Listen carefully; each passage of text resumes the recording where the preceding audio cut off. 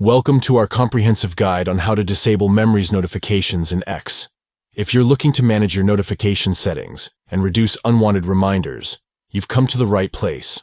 In this video, we'll walk you through the step-by-step process. Let's get started. Step 1. Open the X app on your device. Once the app is open, you'll find yourself on the main screen.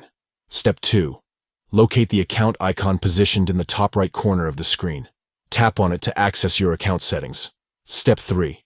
In the Account Settings menu, tap on Settings and Support. This action will open a drawer with additional options. Step 4. From the drawer, find and tap on Setting and Privacy.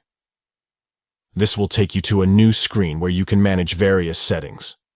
Step 5. On the new screen, tap on Notifications, and then tap on Preferences. This is where you can customize your notification preferences. Step 6. Locate and tap on Push Notifications. By selecting this option, you can manage the notifications that X sends to your device. Step 7. Finally, disable Memories by toggling the switch or selecting the appropriate option. This will turn off notifications specifically for Memories.